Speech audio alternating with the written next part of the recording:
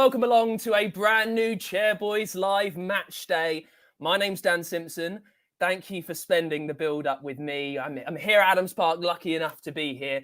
And how we've missed you, by the way, 16 days without a game for the Chairboys.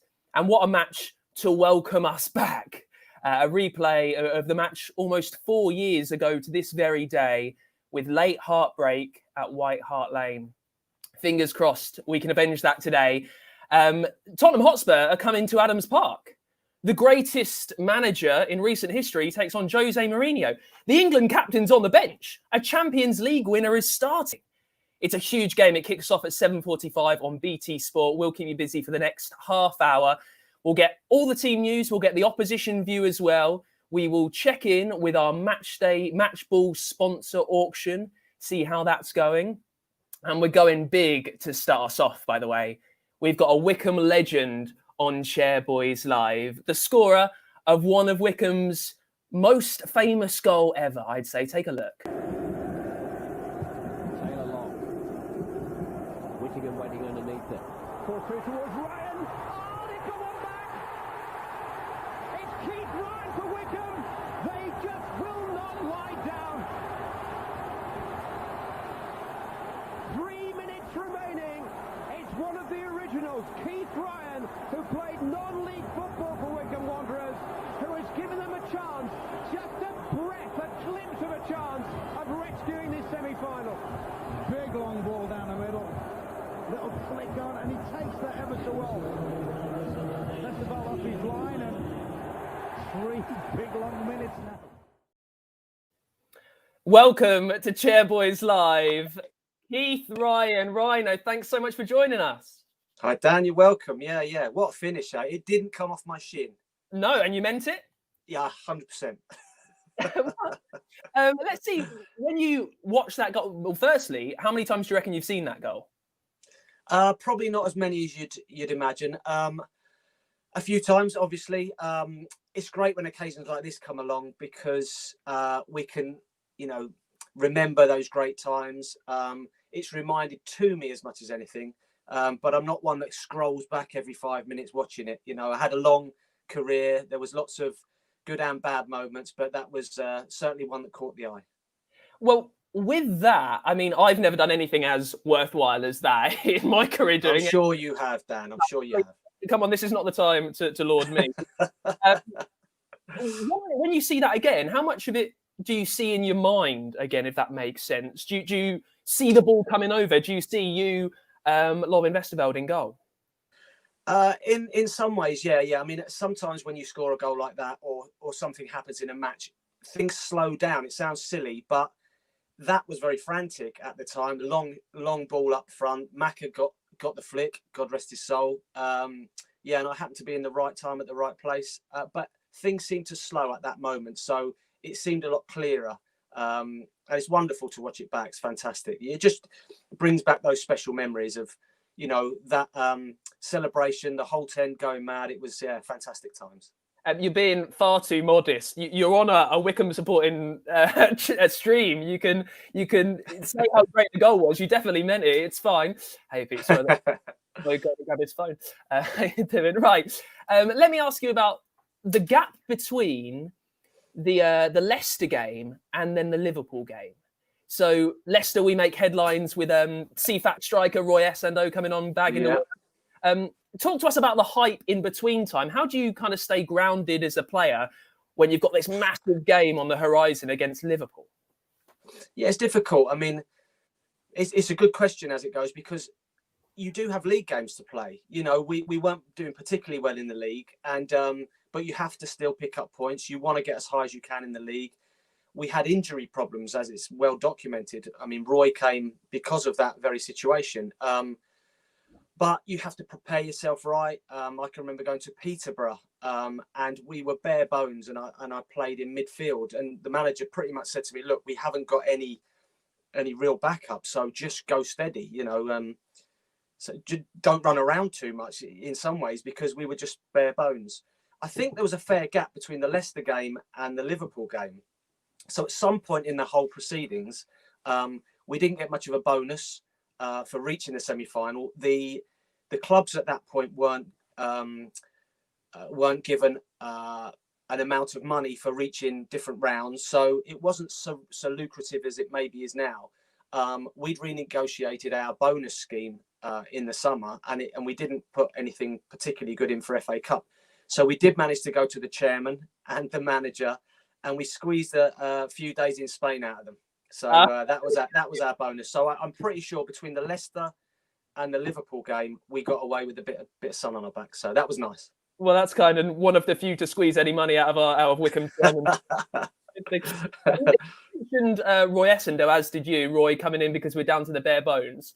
The moment when his header goes in, are you as a player able to understand what a ridiculously shocking, earth-shattering moment that is, that a player that we'd signed off teletext comes and scores the winner in the FA Cup quarter-final? Yeah, I guess you don't really realise until it's again mentioned to you. Roy was a good guy. He came in. He played a few games. He didn't have the glittering career that he probably would have wanted, nor did any of us. But yeah, he was certainly the right place at the right time. I think it's only now when you see quarterfinal. That was a quarterfinal of the FA Cup. When I sit down now with my friends or my family and I watch a quarterfinal game, FA Cup quarterfinal, the enormity of it is huge. It's unreal. Certainly, when you sit down and watch a semi-final and everything that goes with that, it's monstrous. But when you're involved in it, you're in amongst it, you're playing. It is in some ways just another game. There's a lot of nervous energy that gets used up. We desperately wanted to win every round. You know, you could see that in the people's face. I mean, Wimbledon is an example of that. You know, we were desperate to go as far as we could. We were really disappointed when we lost the semi-final. It sounds so stupid, but yeah, we a bit devastated that we couldn't get to the final as it happens. This is a ridiculous question. As I say, you're on a Wycombe stream, so I know what the answer is going to be. But you devote so much of your career to this one club. What does it mean to you now to see us rise through the divisions under Gareth Ainsworth as we have done? Is it? Can you quite believe it, knowing the club as you do from the inside out? Well, because I was involved from the early days, half of me still remembers that the club as a non-league side, because I was playing all the Barrow in Furness and all the Sutton United and all those places when I first joined Wycombe. So yeah, I mean, I was involved in the first part of the journey, which was fantastic, and it was a fairy tale and a roller coaster ride.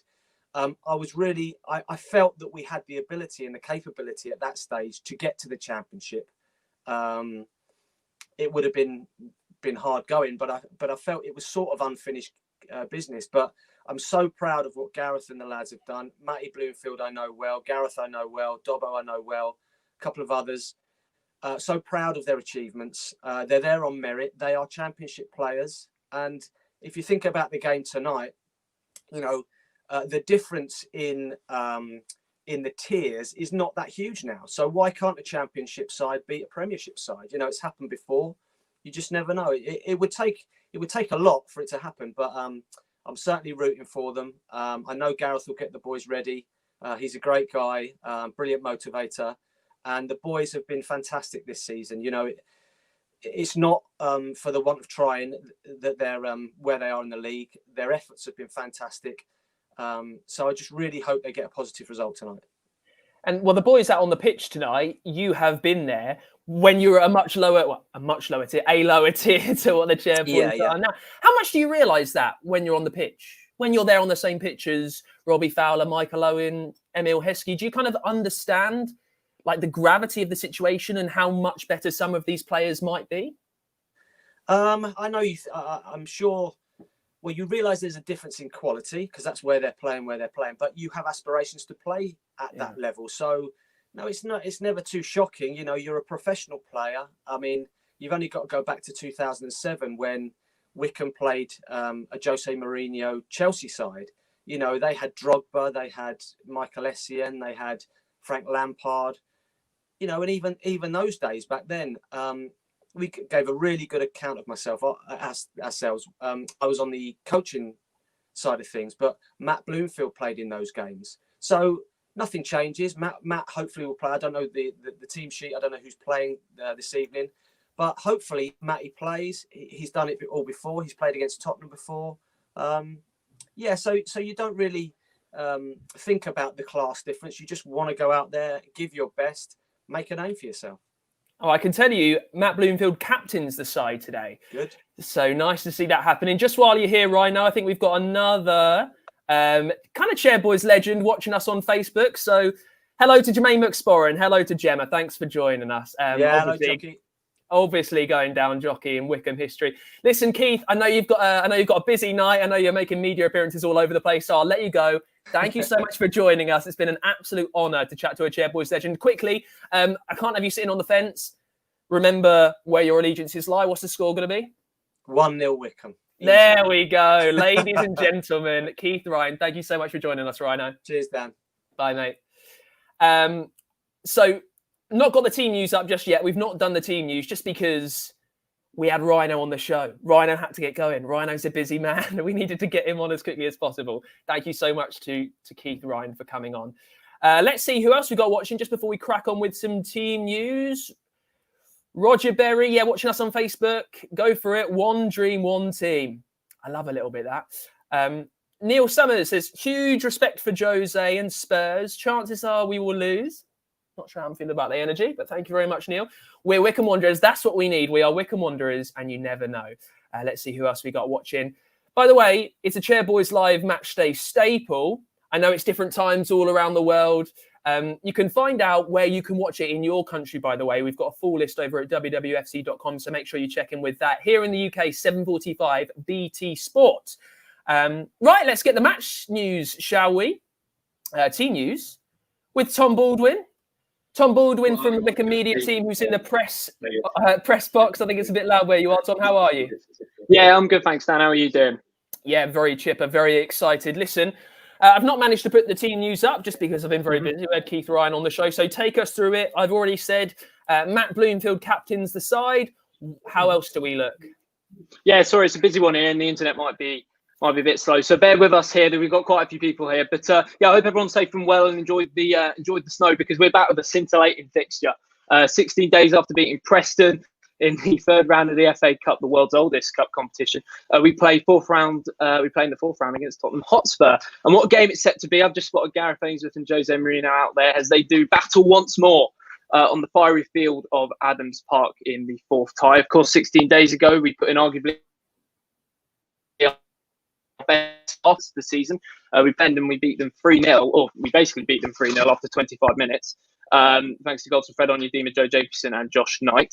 And you may notice today that the Wycombe Ball, the home of the Wycombe Ball, is looking slightly different with a brand new scoreboard and loads of new sponsors.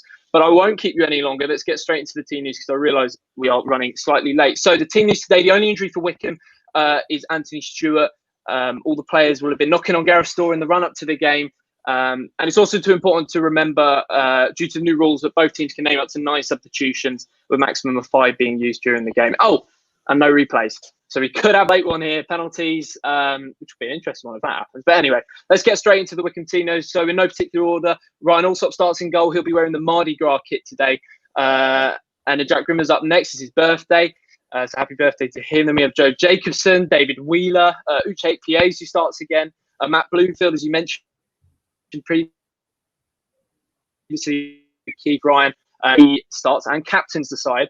And then we've got Josh Knight, Admiral Musquet, Curtis Thompson, Fred Onyedinma, and Jason McCarthy rounds up the 11, with some important substitutes, including Aki Fenway, of course, makes the bench. Scott Cashgate, our top goal scorer this season, and Alex Samuel, who scored in the third round. They all make the bench today. Thank you very much. I enjoyed the fact that you said in no particular order, then almost named it from 1 to 11, which is from the back right the way. Listen, we don't usually do opposition team news here on Chairboys Live, but we've got a Champions League match winner coming to Adams Park. So right before we get the opposition view with a Spurs blogger, just take us through the Tottenham team news, Tom. Yeah, of course. As for Spurs midweek, Jose promised to take a full squad to Adams Park, and although his selections, they will take into account their upcoming game against Liverpool in the league on Thursday evening. We expect a strong lineup, and we certainly got one. In terms of injury news, it will be touch and go back surgery and Matt Doherty. So the goal scorer is actually from the previous game where we played Wycombe. He has a minor issue, and midfielder Giovanni Lo Celso will miss the game entirely. So to the team sheet, we have Joe Hart, former England goalkeeper, starting in goal. Then we have Toby Alderweireld, Davinson Sanchez, Harry Winks, Gareth Bale, Eric Lamela, Musa Sissoko. Then we have Tanganga and Lucas Moura, who in terms of Spurs tonight is certainly one to watch. He scored 9 goals in just 11 FA Cup starts, more than any other Spurs player since making his debut back in 2018. And of course, Moura actually scored against Marine last time out, who they beat in the third round to reach the fourth. And then we have Ben Davies captaining the side for Spurs, and then Carlos Vinicius, who scored a hat-trick against Marine in the last game. Are you excited to see a celebration if he scores again today? Yes, I know. We spoke about that earlier. You never know. We might see the Mbappe celebration again. You never know. Tom, thank you so much for joining us. The line's a bit spotty, so I'm going to let you go. Thanks for joining us, mate. See you in a bit. Right, let's just rattle through a few comments, and then we'll see how we got to round 4 of the FA Cup. Hello to Dio. Hello, WFC. Let's finish the job, Wycombe. Exactly. Dilo Brown, maybe. Hello to Mark Stroud as well. What I was going to say before I kind of forgot myself, lost my words. If you're watching us all around the world, let me know where you are watching. Let me know what channel you'll be watching it on. Let me know what the score is going to be. Let us know what country you join us from, the worldwide Wycombe phenomenon. Right, it's Wycombe versus Spurs in the FA Cup 4th round in the 3rd round. The first time we'd ever come into the 3rd round without having to play the first 2 proper. We really did win the game, as Tom was just saying, pretty much in the first 30 minutes. Let's check out what happened when Wycombe played Preston. Here's Musquet. What a good cross and an opening goal for Wycombe. And it's Fred Onyedinma heading in at the far post.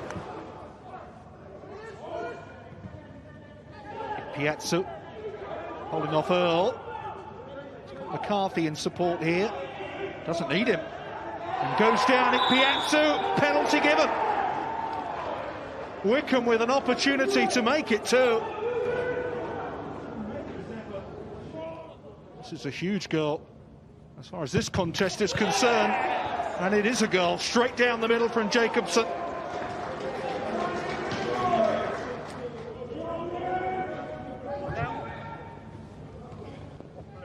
Here's McCarthy, dangerous cross, and it is 3-0. A remarkable moment.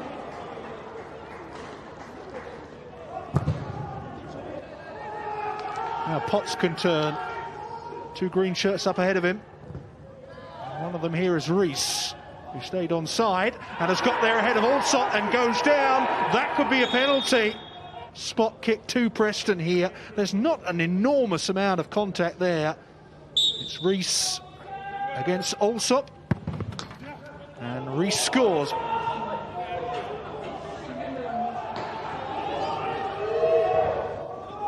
And here's the chance for Wycombe, and there's the goal for Wycombe. Samuel with it. And Wycombe Wanderers are heading into the 4th round.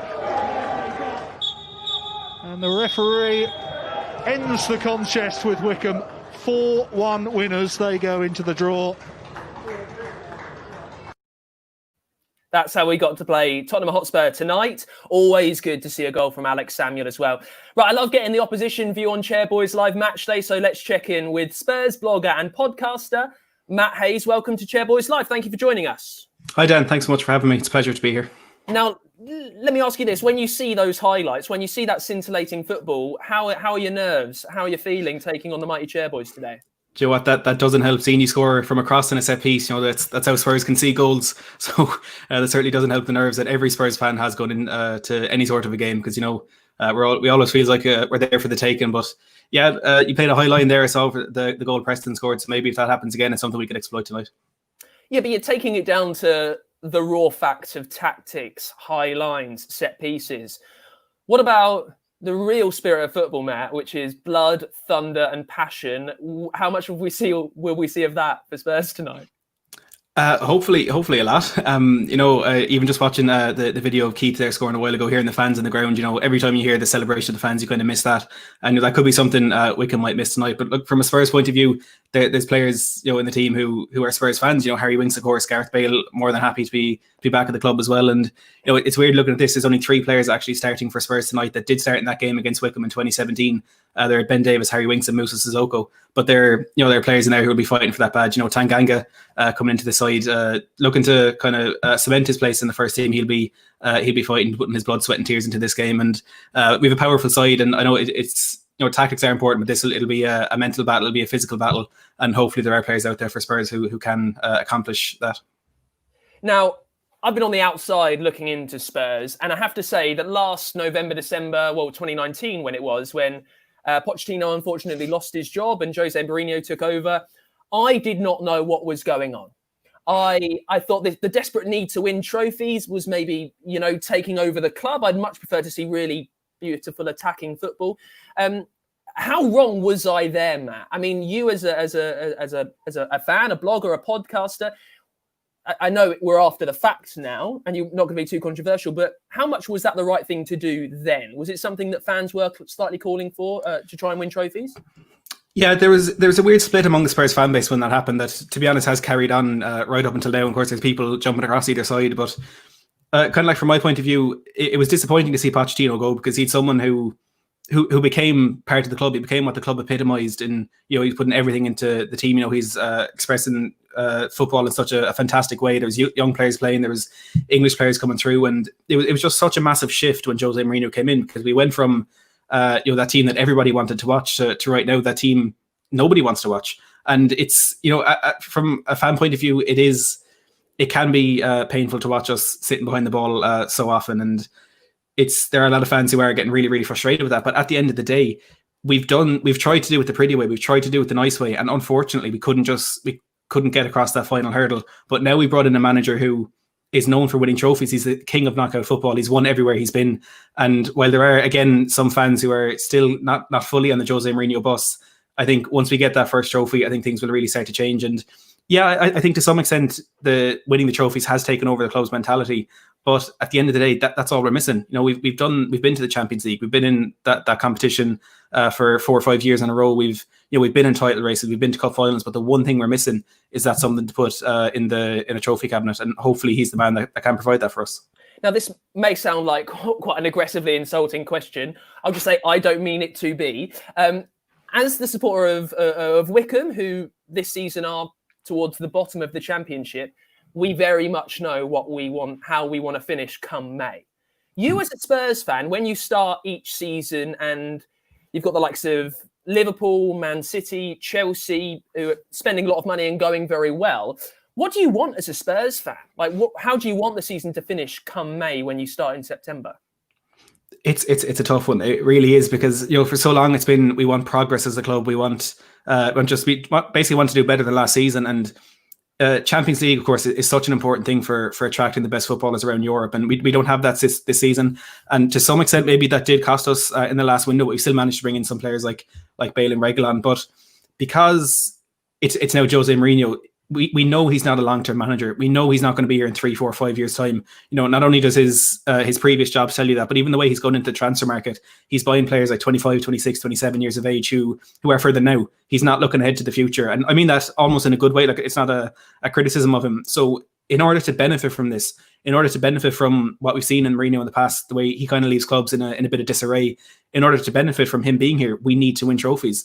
And I've never said it before, like in terms of any previous season for Spurs, but this season I'd take an FA Cup or I'd take a Europa League over fighting for top 4, getting into the top 4, because we're probably going to be in a similar position when Jose leaves as to where we were when he came in, and kind of limbo between Europa League and Champions League, and trying to figure out what the direction of the club is.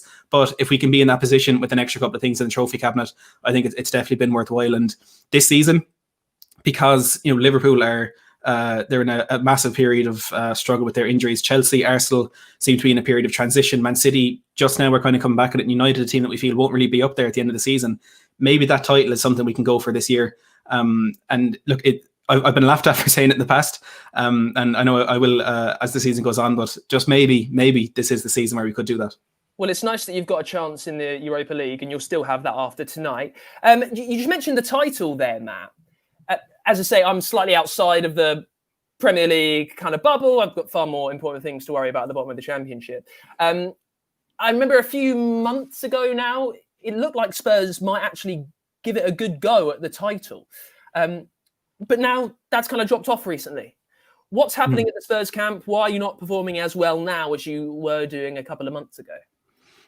It's the complete opposite of what we've seen with Spurs in the past. We can beat the big teams, but we can't beat the small teams. And it's such a weird thing, but it is just the fact of the matter. We play defensive football. If you're playing the likes of City, Arsenal, Chelsea, Leicester, they're going to attack you. We can counteract them and we can get the win.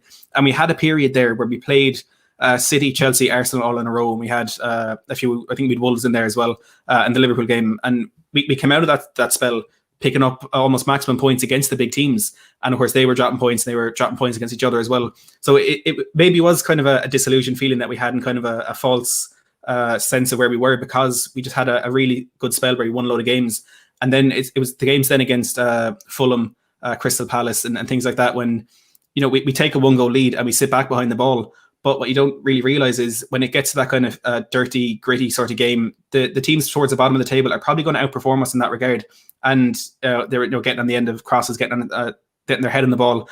So it's because we've had this kind of period where we're playing the smaller teams and we just don't really quite know how to approach it, because defensively, we have 1-goal lead, play defensive, they get a goal. But there is kind of that sense as well that if we do play more attacking football, our defence at the moment just isn't equipped, it isn't fast enough to deal with teams attacking us in the transition. So I think we were just lucky we had that sort of spell against the bigger teams that did get us up to that part of the table. But at the end of the day, we are fifth now, but we're only 7 points off the top of the table with a game in hand. With a game against Liverpool, which you mentioned earlier on Thursday, which, you know, I really feel that we can win. And I think if we do win that and maybe win our next 2-3 games, we'll be right back up in the mix again. Now, listen, we've not got that long left. I just wanted to ask you about Gareth Bale. I've mentioned a Champions League winner starting for you today, but it's not been the dream return that perhaps you hoped back in September. What's happening? What's happening? Is he not the player he once was? Has he lost the love for it that he once had? From your point of view, what's going wrong with your number 9, by the way, which is preposterous? Yeah, I think we all had that feeling that maybe it wouldn't be the dream return we were thinking of. You know, we already, the memories we have of Gareth Bale, I think his later performances were never going to live up to that. It's no secret he's had his injury concerns, injury problems. He's barely featured for Real Madrid over the last couple of seasons. And when you're a player who you rely on your physical attributes, your pace, your power, and things like that, you kind of need consistent football to be at that level where you can perform. And he struggled with that. Of course, he's not really getting into our Premier League squad. He's playing in the Cup games and the Europa League games, but I wouldn't say his love for the game is gone, but it's kind of that passion to improve, I suppose. At the age he is now, probably isn't as strong as it was before. And it's not a criticism. You know, he's had a really tough time in Real Madrid, despite the 4 Champions League winning campaigns.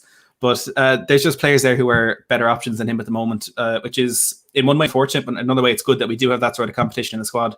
But I think it just purely comes down to fitness for him, which is really unfortunate. How do you see the game going today? I mean, bear in mind you are on a Wycombe stream. I know the topic's been taken over by like Spurs inter-podcast rivalries. But how do you see the game going today?